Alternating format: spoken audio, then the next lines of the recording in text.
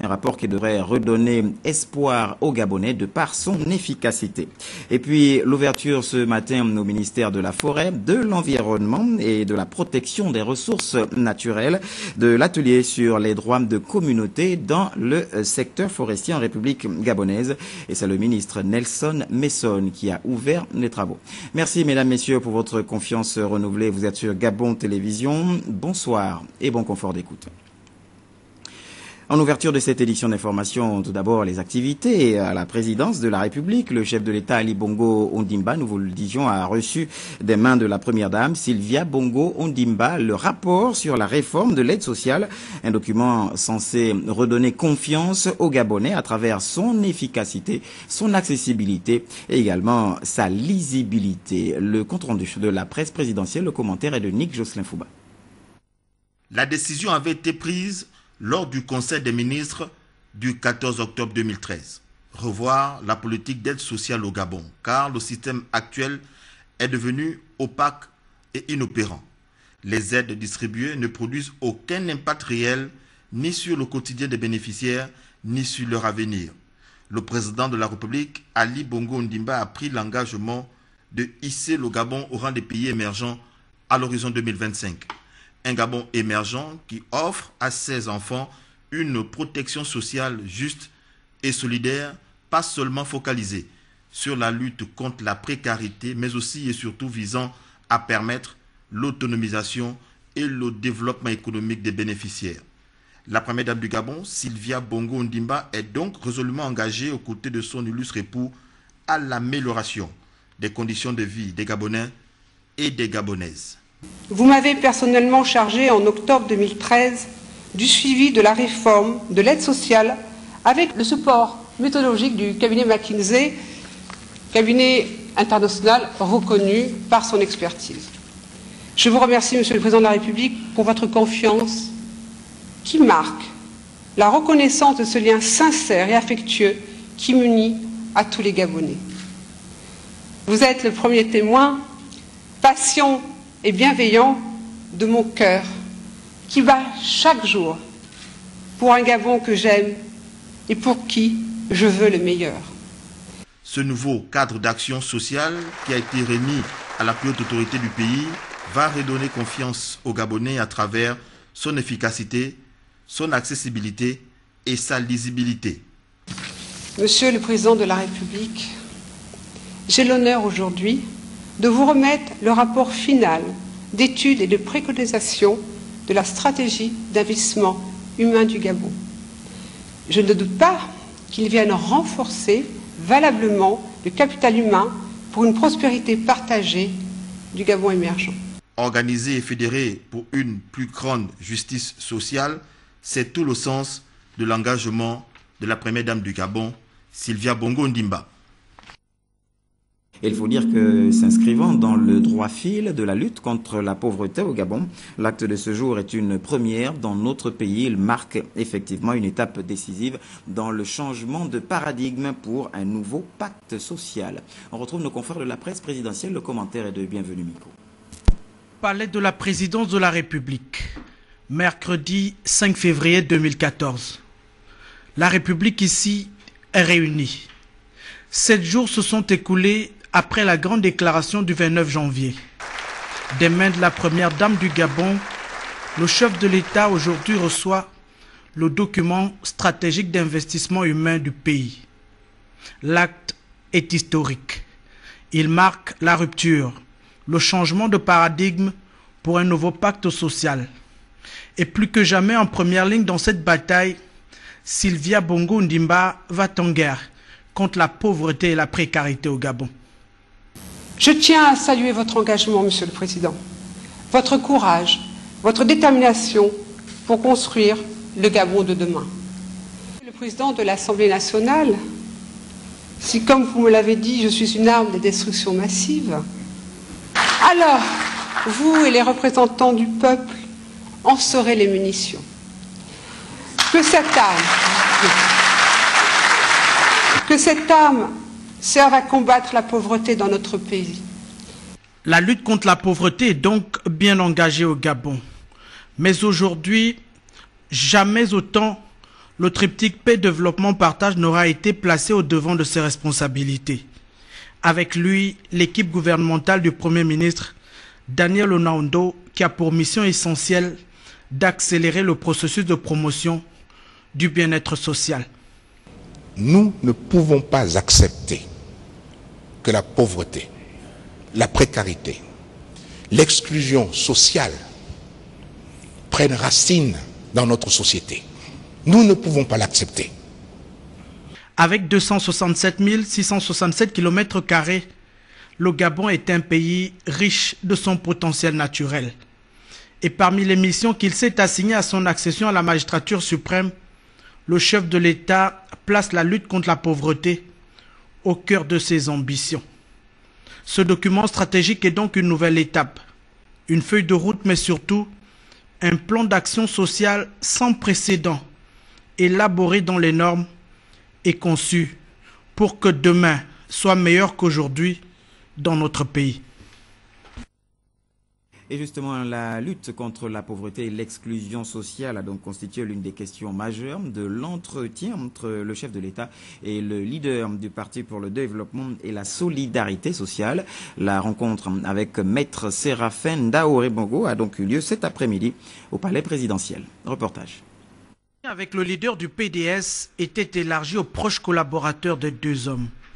Il s'inscrit dans la dynamique des échanges et des consultations du leader d'opinion avec le numéro 1 de la République.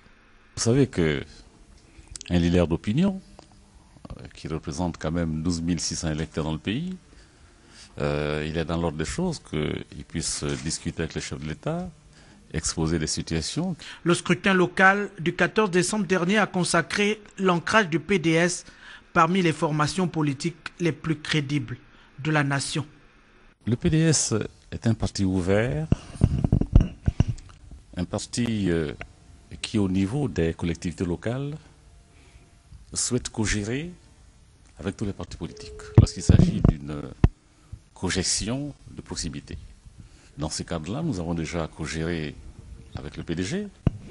Nous avions souhaité, notamment dans certaines villes, poursuivre cette co-gestion. Avec 12 600 suffrages exprimés en sa faveur, le parti cher à Maître Séraphin Ndaoré aujourd'hui constitue un interlocuteur de choix sur l'échiquier politique national, mais aussi un véritable promoteur du développement et de la solidarité sociale. Parce qu'au fond, quel est le vrai problème du Gabon? C'est la pauvreté. Le vrai problème du Gabon, c'est le sous-développement, qui sous-entend bien entendu la pauvreté. Le vrai problème du Gabon, c'est quoi aujourd'hui? C'est la précarité. Lorsqu'on s'attaque à ces mots, on s'attaque à l'essentiel. Le fait que le président soit résolu, déterminé à combattre ces mots à la suite d'un rapport qui a été fait par un organisme international, donc un rapport objectif. Encore que je suis surpris agréablement, une façon de parler, puisque je pensais qu'il y avait beaucoup plus de pauvreté. On a parlé de 30%, on a parlé de quelques dizaines de familles, je pense qu'il y en avait plus.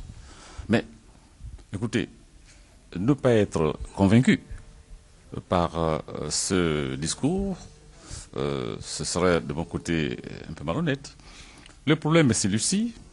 Maintenant, du discours, il faut passer aux actes. Pour ce qui est de la volonté affichée par le chef de l'État. Si l'échange du palais présidentiel s'est achevé sur une note positive, à tout point de vue, il participe également à la consolidation de la démocratie au Gabon. Et puis bientôt des usines de traitement de déchets biomédicaux et hospitaliers au Gabon. Le projet en voie de financement a donc été évoqué hier du côté du ministère de l'Intérieur où Guy Bertrand Mapangou, le patron de ce département, a reçu une délégation de la Banque nationale de Paris. Le compte-rendu est de Jean-Éric Ndiengi Mangala. Pour s'inscrire dans une économie émergente, le gouvernement de la République gabonaise s'attache également les services des partenaires extérieurs. Un projet interministériel de mise en place d'un système de traitement des déchets biomédicaux et hospitaliers au Gabon est en gestation. C'est le ministère de l'Intérieur qui en est le porteur. Le consortium belge AMB en assurera la mise en œuvre et la Banque nationale de Paris le financement. C'est l'objet de la présence de cette délégation de la BNP chez Guy Bertrand Mapangou. avec la société belge AMB, pour lequel BNP Paribas souhaiterait apporter une solution de financement à l'État gabonais, proposant une solution de financement pour 100% du projet à l'État gabonais, pour permettre la réalisation rapide, la mise en place rapide de ce projet. Le Gabon attend de ce projet que ces déchets biomédicaux soient désormais bien traités. Le Gabon attend de ce projet que ce risque infectieux, ce risque sur l'environnement soit complètement éliminé de tous ces chapitres. C'est un dossier qui prospère très bien. Nous avons la chance d'avoir des membres du gouvernement très réceptifs et très informés, très au fait de ces questions. Je pense que c'est un dossier qui aujourd'hui n'attend que le bouclage financier. 5 usines de traitement de déchets biomédicaux et hospitaliers seront construites et installées dans les 5 régions sanitaires couvrant les 9 provinces du pays, à raison d'une usine pour 2 provinces. En marge de cette audience, le nouveau ministre de l'Intérieur, de la Sécurité publique, de l'Immigration et de la Décentralisation a pris langue avec ses nouveaux collaborateurs. Les inspecteurs, les secrétaires généraux, les conseillers, les directeurs généraux, puis la police nationale, conduite par son commandant en chef, le général Léon Mistoul. À l'endroit de tous, Guy Bertrand Mapangu a rappelé la nécessité de travailler dans la cohésion et la solidarité pour le bien du pays. Entre la popularité et la rigueur, il faut faire un choix pour que les projets et les réformes contenues dans le PSGE soient visibles. Et pour la police nationale, poursuite des réformes pour la reconquête des lettres de noblesse. La méthode de travail a été définie et que le travail commence.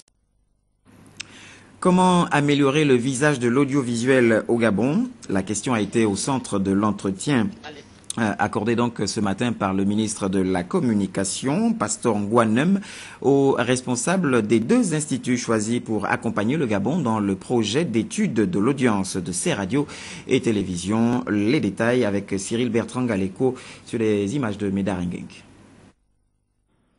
C'est la première phase d'un projet qui devrait à terme permettre la libération des ondes dans les médias au Gabon, gérer les publicités, la qualité des programmes pour appeler les annonceurs et à la création d'une école de presse digne des ambitions du pays à l'horizon 2025. Après un appel d'offres lancé par le ministère de la Communication auprès des instituts d'études d'audience des médias en Afrique et en Europe, c'est l'Institut de médiamétrie qui a pignon sur rue en France et Omedia Group, dont le siège se trouve au Sénégal, qui ont retenu l'attention des autorités du ministère. Cette séance de présentation de l'étude de l'audience des médias au Gabon, en présence des 2 présidents des conseils d'administration de Gabon Télévision et de Radio Gabon, a permis de comprendre l'intérêt pour le Gabon de mettre en place un projet d'implantation d'un système de mesure des audiences de ces radios et télévisions.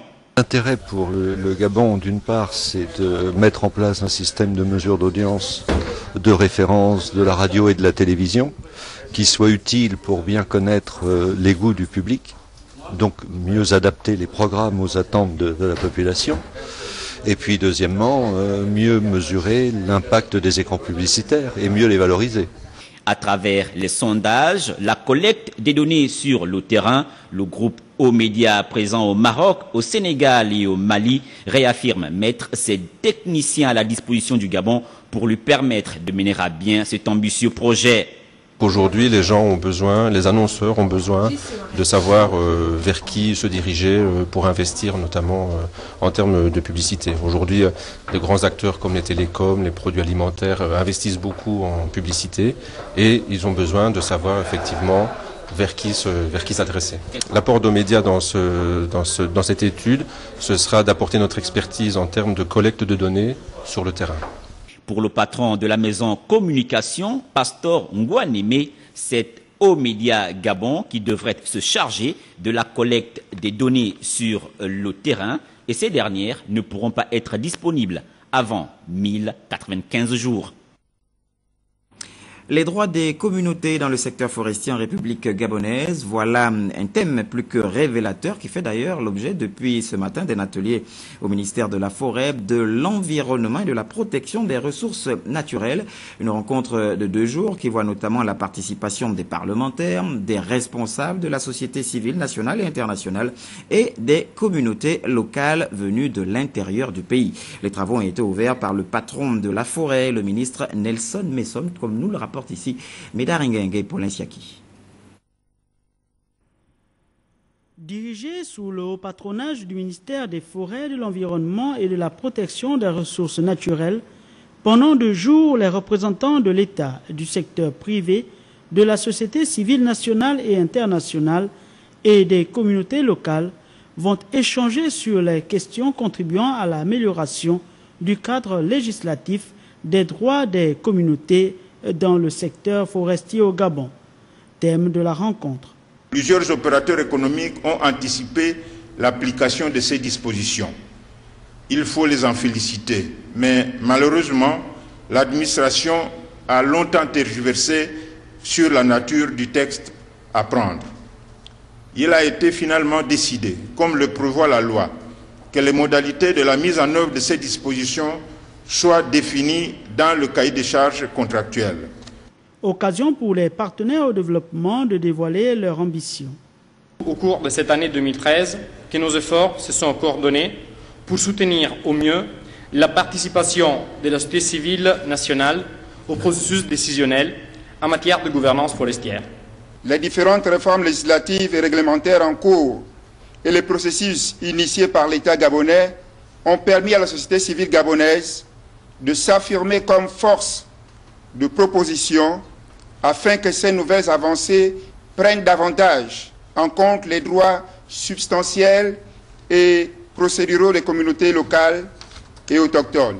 Cet atelier permettra in fine de faire un état des lieux des droits communautaires au travers des recommandations finales qui seront émises pour contribuer à l'amélioration de la définition et de l'encadrement légal des droits de ces communautés.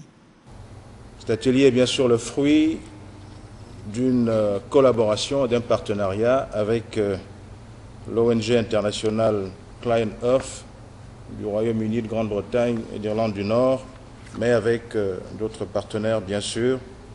Et je voudrais, au nom du gouvernement de la République, que conduit M. Daniel Onaondo, saluer la présence de vous tous ici, notamment les experts venus des pays voisins. Les résultats des travaux seront présentés aux institutions gouvernementales gabonaises et aux communautés forestières concernées.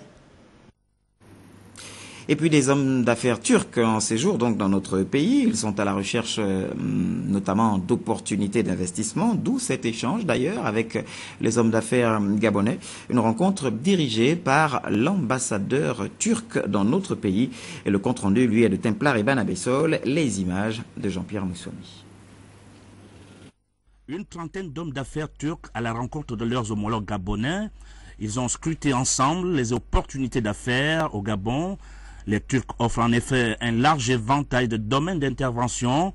Il y a encore de la place dans notre pays. Nous sommes une société de production des produits de salle de bain. Nous espérons d'avoir une bonne partenaire pour qu'il puisse faire la distribution de nos produits, premièrement. Pour le moment, ça marche bien. Et j'espère dans quelques mois, nous pourrons commencer à faire quelque chose. Pour permettre aux hommes d'affaires turcs d'apprécier le potentiel Gabon, ce film sur les principaux axes d'investissement leur a été diffusé en boucle. La rencontre de ce jour a cet avantage de mettre en œuvre toutes les conclusions qui ont été prises lors des rencontres entre les plus hautes autorités gabonaises et turques. Là, nous avons une belle fourchette d'opérateurs économiques qui, pour certains, ont l'intention de venir investir au Gabon dans des domaines comme la construction, la production des matériaux de douche, des dispositifs pour l'économie gabonaise. Le Gabon dispose d'une stratégie politique d'investissement avec des indicateurs économiques solides, un optimisme que partagent les Turcs. Aujourd'hui, nous avons organisé ces entretiens entre les hommes d'affaires pour permettre, d'une part, d'activer les relations commerciales et économiques entre les opérateurs, et nous sommes certains que cela sera bénéfique pour les deux parties, mais l'objectif était surtout de faire connaître, de mon point de vue, aux hommes d'affaires turcs, aux opérateurs turcs, le Gabon.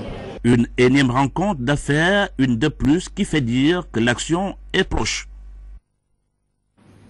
Et puis dans l'actualité également, cette conférence de presse animée par Jean-Baptiste Bikalou, c'est le président, vous le savez, de la Chambre de commerce, au centre de l'échange avec les médias, sa décision de démissionner du conseil d'administration d'Akanda et sa volonté également d'être et de rester utile au Gabon en tant qu'homme d'affaires. Jerry Mbougou-Bivigou, Michel John Boudégan pour le compte-rendu. C'est dans sa casquette de président de la Chambre de commerce, d'agriculture, d'industrie, des mines et de l'artisanat que Jean-Baptiste Bikalou a échangé avec la presse. Pour lui, il fallait d'abord planter le décor. Cela fait maintenant 3 ans que j'ai, en compagnie de plusieurs autres chefs d'entreprise gabonais, été élu à la tête de la Chambre de commerce du Gabon. Nous avons fait adopter par notre dernière Assemblée générale un plan stratégique qui couvre la période 2014-2016 et qui constitue une véritable feuille de route pour les membres actuels et futurs du bureau de la Chambre de commerce. Le 31 janvier 2014, j'ai informé l'ensemble des membres du bureau de la Chambre de commerce de ma démission de conseiller municipal de la commune d'Akanda. Des sujets qui ont suscité une flopée de questions. Pourquoi avoir accepté d'être un candidat dans la liste PDG à Akanda alors que vous saviez bien que vous étiez en porte-à-faux avec les articles de la Chambre de commerce? Monsieur le Président, est-ce qu'il n'est pas gênant, même si le monde des affaires et la morale ne font pas forcément un, est-ce qu'il n'est pas gênant de parler de cumul de mandats au moment où nous parlons même de lutte contre la pauvreté? Adepte de la communication, Jean-Baptiste Bikalou a apporté des réponses qu'il a jugées utiles. Dans cette commune, j'y habite depuis 30 ans, donc de pouvoir connaître les problèmes, les réalités de cette commune, et de pouvoir, modestement, à la place qui peut être la mienne, apporter une contribution à résoudre les problèmes de nos compatriotes. Donc dire, on va à une élection, on est élu, mais on sait que, comment dire, on n'a pas le droit de cumuler. Les textes nous disent, on a un délai pour pouvoir démissionner d'une autre fonction, ce qu'on a fait. Il est clair, dans la vie c'est comme ça, quand tu reçois, tu as le devoir de transmettre. Tu as le devoir de transmettre. Et que donc se dire, je pourrais me contenter d'être un homme d'affaires pur et dur. Parce qu'encore une fois, comme on dit, tout à l'heure j'ai répété cette phrase d'Ataï Lisbonne. Voyez-vous, chaque minute, je suis hors de Pétro-Gabon, je peux vous dire, je gagne moins d'argent. Chaque minute, je passe hors de Pétro-Gabon. Et donc, si je devais être égoïste, je me consacrerais à 100% à Pétro-Gabon. Là-bas, je suis capable de gagner encore davantage d'argent. Mais je me dis, au-delà de l'argent, parce qu'il n'y a pas que l'argent qui est le moteur pour l'individu, se dire également quelle peut être ma contribution au développement de notre pays, quelle peut être ma contribution au développement de l'entrepreneuriat, quelle peut être ma contribution pour assister, conseiller les décideurs, pour leur permettre de prendre les bonnes décisions. Se mettant finalement en réserve du champ politique, Jean-Baptiste Bikalou a dit être résolu à travailler dans la sérénité pour produire encore plus de richesses pour le pays. Voilà, et puis on parle encore de l'ouverture ce matin à Libreville d'un attelage des gestionnaires des données. L'initiative est du Programme national de lutte contre le paludisme par le biais notamment de son département suivi et évaluation. Filika Biongo-Kombila, Amédée Ndougou, compte rendu. Les données statistiques demeurent une question préoccupante dans l'édification de notre système d'information sanitaire, lequel se doit d'être performant. Ce système marque la rupture d'une gestion par pilotage à vue pour une qui s'appuie sur des faits objectifs, notamment des données de qualité. C'est à ce titre qu'une formation s'impose pour chaque gestionnaire. C'est quelqu'un qui est en charge de collecter toutes les données relatives à l'information sanitaire. L'objectif principal de cet atelier, c'est de familiariser ces gestionnaires de données à l'outil Malaria Database, qui est un peu le logiciel qui gère les données paludisme dans leur ensemble. Pendant 3 jours, les participants devront s'approprier cet outil de base qu'est Malaria Database afin de le rendre fonctionnel dans chaque province et contribuer à rendre les données du Gabon disponibles à des dates précises au niveau national comme à l'international. Il s'agit de produire pour le début de l'année 2014 toutes les données paludisme de l'année 2013 qui devront être présentées et validées pour que nous puissions ainsi non seulement prendre des décisions mais enrichir le rapport mondial de l'OMS. Malaria Database permettra à terme d'avoir une meilleure documentation des progrès accomplis dans la lutte contre le paludisme. Problème majeur de santé publique de par sa morbidité et mortalité élevée dans notre pays. Au Gabon, on a beaucoup d'espoir. Il y a le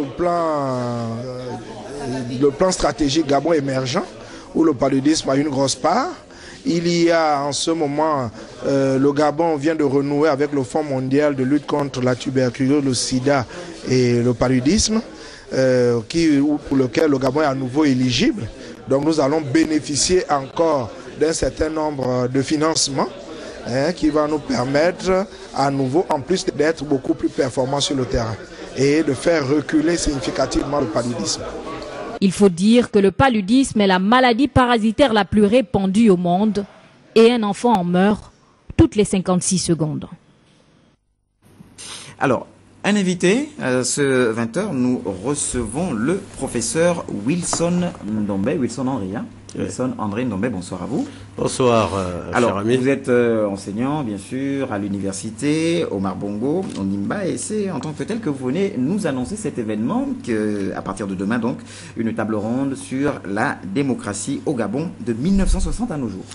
Oui, effectivement, dans le cadre des activités du Centre de recherche d'études en histoire et archéologie, les collègues et moi avons décidé de mettre en place un comité d'organisation justement de cette table ronde qui portera sur la question de la démocratie depuis 1960 jusqu'à nos jours, histoire de se poser la question de savoir quel bilan peut-on faire de notre démocratie. Au moment où, comme vous le savez, la plupart, enfin bon nombre d'États africains ont des problèmes avec cette question dans leur fonctionnement. Et donc, vous savez très bien toutes les crises qu'il y a autour. Et donc, bien sûr. Alors, et justement, c'est l'occasion pour nous de vous demander un tout petit peu l'opportunité, justement, bon, vous l'avez un tout petit peu effleuré, de ce thème. En d'autres termes, pourquoi évoquer ou parler de la démocratie en ce moment précis? Vous savez que ce n'est pas la première fois qu'au Gabon, il y a justement cette thématique traitée par les enseignants ou les universitaires de l'université Omar Bongo. En 1994 déjà, il y a eu un colloque qui portait sur le bilan et perspectives de la démocratie en Afrique subsaharienne. Bon, justement, 4 ans seulement après ce qu'on a appelé le renouveau démocratique dans pas mal de pays africains, surtout en Afrique noire subsaharienne, et que il nous a semblé qu'il était opportun de traiter de cette question parce que, comme vous le savez, il y a tellement de contentieux, tellement de débats, et donc il était opportun donc de jeter un coup d'œil de très près pour voir si effectivement l'opinion publique n'est pas en porte-à-faux avec la réalité concrète sur le terrain. D'accord. Alors ça, on le saura en assistant justement à cette table ronde. Qui y prend part? Les enseignants, je suppose, et à qui s'adresse ce thème? Bon, ce thème, en fait, comme vous le savez, les enseignants, j'ai dit, les universitaires sont normalement les porteurs développement du savoir dans un pays. Et très souvent, on a tendance à penser qu'il ne se passe rien au Gabon. Les intellectuels ne font rien. Et même quand on pose d'autres questions, mais pourquoi sont-ils tout le temps en train de se battre, le revendiquer, alors qu'il ne se passe rien? Alors pour une fois, eh bien, nous avons décidé un peu de casser ce mur de silence, ou alors casser ce cloisonnement, briser ce cloisonnement qui fait qu'en fait, toutes les activités universitaires de recherche notamment ne sont pas connues du grand public. C'est pourquoi nous sommes venus pour leur dire, mais non, pour une fois, venez un peu écouter, peut-être que vous nous jugerez mieux. Alors c'est ouvert au large public. Large public, étudiants, large public. Et bon, en fait, ça se passe en 2 jours. C'est essentiellement des enseignants de l'université Omar Bongo, du département d'histoire et d'ailleurs. Donc à partir de demain, avec quelques amis qui viennent de l'extérieur, notamment du Congo et du Cameroun, qui vont essayer de croiser leur expérience à la nôtre, leur vécu au nôtre, de telle sorte qu'on puisse effectivement tirer des conclusions qui soient porteuses ou concluantes. D'accord. Nous allons simplement informer nos téléspectateurs que de 8h à 8h30, alors c'est l'enregistrement et la mise en place. Donc il est encore temps de se faire enregistrer pour prendre part à cet événement. Et puis à 9h, c'est le début de la cérémonie. C'est le début de la cérémonie. Le président que je suis devra effectivement saluer l'arrivée des invités et des participants afin de lancer, effectivement, d'embrayer la machine. D'accord. Et le président que vous êtes a 5 secondes pour votre invite au large public. Ben écoutez, chers amis, chers compatriotes, chers universitaires et toute personne intéressé par la promotion du savoir. Vous savez, c'est dans l'économie du savoir qu'un pays se développe véritablement. C'est une base essentielle. Et il est important de pouvoir effectivement renouveler ses connaissances sur ces questions essentielles qui sont débattues tous les jours, parfois sans trop les maîtriser. Donc, demain, ce sera l'occasion pour vous de venir rencontrer des universitaires qui ne sont pas souvent très connus, mais pourtant qui ont une carte de visite remplie, et de telle sorte que vous puissiez avoir au moins une bonification ou une potentialisation de vos connaissances. Merci en tout cas, professeur, d'avoir choisi Gabon Télévision pour la vulgarisation de cet événement. C'est cette table ronde demain sur le thème « La démocratie au Gabon de 1960 à nos jours ». Quel bilan? C'est nous qui vous remercions. Voilà. En tout cas, des remerciements partagés. C'était donc le professeur Wilson Ndombe, c'est bien cela, Wilson André Ndombe, qui venait donc vous inviter à prendre part demain à cette table ronde. Restez avec nous, professeur, pour la suite de ce journal. Le maire sortant, Jean-François Ntuntu Meman, qui a donc présenté le bilan de son mandat à l'hôtel de ville, un bilan qu'il juge plutôt satisfaisant, et c'était à l'occasion de la cérémonie de revoir le reportage de Biwagou Mikala sur les images de nos confrères de Téléafrica. En reconnaissant les limites de l'œuvre accomplie en 5 ans avec des moyens relativement modestes, le maire sortant de la commune de Libreville, Jean-François Ntuntu Meman, s'est dit satisfait de ce qui a été fait pendant son mandat, secteur par secteur. À la Direction générale des finances et de recettes, des performances notoires ont été enregistrées en matière de recouvrement de recettes propres, avec en prime des progrès considérables réalisés dans le recouvrement de la taxe sur les emplacements publicitaires qui s'est établi en 2013 à environ 600 millions de francs CFA, toutes choses ayant contribué avantageusement au relèvement substantiel des plafonds par les tutelles. Ainsi, de 2010 à 2013, les budgets primitifs de la commune de Libreville ont connu une hausse considérable. Cette dynamique a été observée à la Direction générale des ressources humaines. C'est ainsi que, de 2008 à 2013, la Direction générale des ressources humaines s'est attelée, d'une part, à définir une véritable politique de la gestion prévisionnelle de carrière, de développement des compétences, mais également à harmoniser les outils de gestion d'autre part. Jetant un regard analytique à la Direction générale des prestations sociales, il y a lieu de mentionner qu'elle a œuvré pour la protection sociale de l'ensemble du personnel municipal à travers leur affiliation à la CNSS ou tout autre organisme de prévoyance sociale. Elle a tenu à garantir aux agents de paiement régulier des prestations sociales auxquelles ils ont droit du fait de leur affiliation.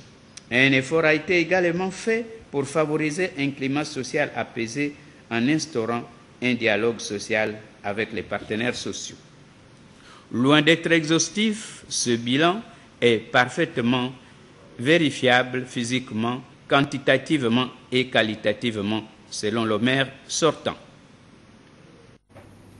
Et puis notez dans votre agenda que l'honorable Inyumba Jonathan, c'est le premier questeur à l'Assemblée nationale. Il invite tous les députés originaires de la province de la Nyanga à une réunion demain, 6 février 2014, à 11h précise, à son cabinet de travail, s'assise au 3e étage du palais Léomba. Et puis, on parle à présent des jeunes de l'UJPDG, l'Union des jeunes du Parti démocratique gabonais, qui était donc en conclave au siège de leur parti politique. C'était aujourd'hui, au nombre des points inscrits à l'ordre du jour, notamment l'organisation des universités de l'UJPDG, les questions relatives au pacte social, ainsi que la récente déclaration de M. Jean Ping et le compte-rendu de Yvette Okosa, le commentaire bien sûr de Ludwin Kavou. Organisée dans sa première édition à Kulamotu dans le Guelolo, les universités de l'UJPDG, loin d'avoir été un échec, représentent désormais une plateforme d'échange et de décision pour les jeunes Gabonais soucieux de l'avenir de leur pays. D'où l'appel du délégué national de l'UJPDG à l'endroit des membres de son bureau. Un appel à la réflexion devant aboutir à la mise en place de l'organigramme des universités de l'UJPDG prévu pour la 2e quinzaine du mois d'août à Port-Gentil. Placé aux avant-gardes de prise en compte du pays, l'UJPDG, par la voix de son délégué national, réaffirme ne ménager aucun effort pour la mise en œuvre du nouveau pacte social gabonais. Concernant les dernières déclarations de M. Jean-Ping, l'UJPDG n'est pas restée muette. Les jeunes du Parti démocratique gabonais rappellent aux camarades Jean-Ping que le Gabon est un pays démocratique. Chaque citoyen est libre de ses opinions. Le PDG est un parti politique constitué d'hommes et de femmes libres. On y entre librement, on en sort librement. Par ailleurs, le camarade Jean-Ping n'est pas la première personnalité de premier plan à rompre avec le PDG. D'autres personnalités hautement plus fortes en couleur l'ont précédé dans cette démarche. Il n'y a donc là rien qui puisse donner des insomnies aux autorités en place, lesquelles sont plutôt mobilisées pour répondre par des actes concrets à la détresse sociale de nos concitoyens. Assurément, l'UJPDG veut dorénavant être une force de proposition que les actes sur le terrain suivent. Et puis la CASAN, c'est la Caisse de secours et de solidarité des agents de l'Assemblée nationale. Elle était le week-end dernier sur le terrain du Cap Santa Clara. L'objectif visé donc de cette deuxième sortie était de renforcer davantage les liens d'amitié et également de fraternité entre personnels de la même administration. Le reportage de Henri Nestor Ndjaveti Mboulende, Amédée Mavungu, presse Assemblée nationale. La vision d'une Assemblée nationale soudée, forte et unie, tant souhaitée par les membres du bureau que préside M. Guizou Badama, désormais une réalité, est avant tout un concept dont les fondamentaux, et disons-le clairement, résident dans le renforcement des liens de fraternité, d'amitié et d'entraide, matérialisés par une dynamique unitaire qui elle-même puise son courant autour du slogan « Soyons unis au travail », à travers également des activités culturelles et sportives directes, facteurs d'union et de rassemblement. En cette période d'intercession parlementaire, et bien loin du palais Léomba, cette initiative pour justement fondre le stress pour cette seconde sortie de la CASAN, la Caisse de secours et de solidarité des agents de l'Assemblée nationale, c'est le Cap Santa Clara, au village Akwango, qui a prêté son cadre à ce beau monde, conduit par Justin Claude Essabé et Lubin Pengue, les principaux responsables de cette structure associative. Nous prenons l'entraide entre les personnels et nous voulons fédérer l'ensemble des agents de l'Assemblée nationale à se comprendre, à être unis autour de ce genre d'action. Et c'est parce que justement nous serons suffisamment amis, comme notre slogan, soyons amis au travail, c'est parce que nous serons suffisamment amis hors du boulot et pendant les heures de boulot que nous serons plus productifs. Et pour justement briser certaines pesanteurs qui, il y a quelques mois, n'étaient que la face immergée de l'iceberg et la guerre constatée entre agents de la même institution, le patron de l'administration de l'Assemblée nationale, au-delà des liens hiérarchiques, qui n'a pas hésité à se mêler au milieu de son personnel, comme pour montrer à tous ceux qui traîneraient encore les pieds à une adhésion, la voie à suivre, et surtout pour être conforme aux objectifs que s'est assigné la CASAN et dont le secrétaire général s'est réjoui de l'engouement suscité.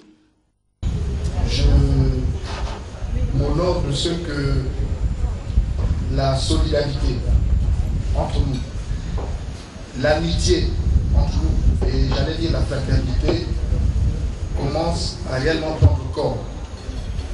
J'étais samedi dernier en Zayon, je suis arrivé dans le cas, c'est vrai, et je m'en excuse, et j'ai vu qu'il y avait déjà un bon petit nombre. Aujourd'hui, j'ai le sentiment que ce nombre a été multiplié par 2. Ce qui prouve que de plus en plus, nous, agents de l'Assemblée nationale, avons le sentiment non seulement d'appartenir à une même maison, à une même structure, mais nous avons également le sentiment d'être au-delà des liens hiérarchiques, d'être des frères, d'être des sœurs, d'être, mais comme vous l'avez si bien résumé, d'être des amis au travail. Comme toute sortie de ce genre, les responsables de la CASAN n'ont pas hésité de mettre les petits plats dans les grands à travers un somptueux déjeuner où chacun a pu manger et boire. Mais auparavant, un cadeau surprise a été offert au secrétaire général de l'Assemblée nationale. Quelques secondes pour vous donner le programme des obsèques de M. Minsa Alogo Rigobert, alias Edingo, qui, vous le savez, nous a quittés. La journée de demain, 6 février, prévoit donc à 14 h la sortie du corps. À 15 h, une messe sera dite dans l'église Saint-Michel. L'exposition du corps aura lieu à partir de 17 h. Ce sera au quartier Nzengayong, plus précisément à la salle Sida du petit marché de dragage.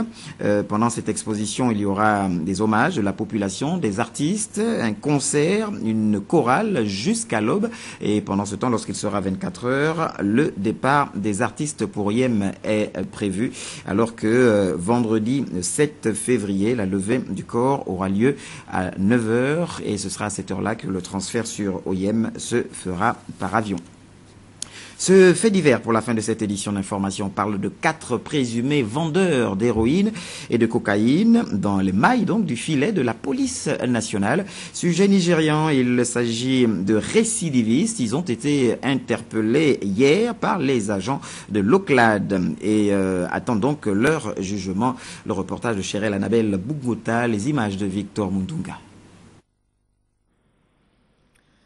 Oleka Kingsley et Agora Franklin, tous deux la trentaine révolue, de nationalité nigériane. Sur eux, 7 conditionnements de cocaïne pesant au total 2,5 g d'une valeur marchande de 140 000 francs CFA. Puis Ozoma Dieudonné et Sunday Innocent, également de nationalité nigériane, en possession, eux, de 6 conditionnements d'héroïne, soit 1 g d'une valeur de 60 000 francs CFA. Ces présumés dealers sont depuis 2 mois recherchés par l'OCLAD et le parquet de Libreville, et c'est hier finalement qu'ils ont été interpellés par les éléments de l'OCLAD. Devant nos caméras, ils disent ne pas reconnaître les faits. Jamais. Je ne connais pas ça. Ils m'ont dit non, j'ai vendu la cocaïne à quelqu'un. Jusqu'alors, je ne vois plus la personne, je ne vois pas celui qui a vendu la cocaïne. Vous ne reconnaissez pas moi? Je n'ai pas vendu la cocaïne. Je ne vois pas la cocaïne. En tout cas, je ne sais pas. Hein? Non, moi je ne connais pas ça. Tu peux habiter, vous pouvez vivre dans une maison, chacun fait son business. Moi, je fais la maçonnerie, je ne sais pas ce qu'il fait. C'est ici, au quartier à Tibentos, que sont domiciliés les présumés dealers d'héroïne. Nous sommes au domicile d'Ozoma Dieudonné, le premier responsable de la vente. C'est dans cette maison que s'effectue habituellement la vente et la consommation du produit. Plusieurs jeunes y ont trouvé refuge. Il y a quelques jours, ces mêmes agents de l'OCLAD interpellaient certains d'entre eux en pleine consommation. Selon la police nationale, tous les 4 interpellés sont des anciens repris de justice. Ils vont à nouveau être jugés et bénéficier des libertés conditionnelles. En réalité, cette mesure ne permet pas d'arrêter la chaîne. Ici, la justice gabonaise est invitée à être plus ferme dans ses décisions, différencier les crimes des délits. Cette problématique de drogue au Gabon fait des dégâts irréversibles. Voilà, un bonus et un point particulier pour nos forces de sécurité. Je m'en vais vous rappeler avant de nous séparer que l'honorable Inyumba Jonathan, premier questeur de l'Assemblée nationale, invite tous les députés originaires de la province de la Nyanga à une réunion. Ce sera demain, 6 février 2014, à 11 h à son cabinet de travail, 6 au 3e étage du Palais Léomba. Et puis juste après le générique fin, vous aurez le communiqué final de la séance plénière du Conseil national de la communication. Le collège des conseillers membres ont donc salué l'œuvre accomplie par le président sortant Guy Bertrand Mapangou avant de passer bien sûr en revue le contenu de la presse nationale. Le communiqué sera lu par Godel Inanga Yendeka, conseiller membre chargé de la télévision. Et puis toujours dans les programmes de Gabon Télévision ce soir sur nos antennes aux environs de 21 h, vous suivrez donc un document magazine sur le plan social du président de la République réalisé par nos confrères de la presse présidentielle. Le magazine reviendra notamment sur l'importance de la vision présidentielle et la cohérence de l'action sociale du chef de l'État liée à son programme de développement pour le Gabon exprimé depuis 2009. Un point particulier, un bonus à Syriac Ari, Chérel Annabelle Bongota, Paulin Siaki et puis également toute l'équipe d'antenne dirigée par Pierre-Charles Savage au Lago Vandji. On vous dit tous merci pour votre fidélité au programme de Gabon Télévision. On se retrouve demain lorsqu'il sera 20 h.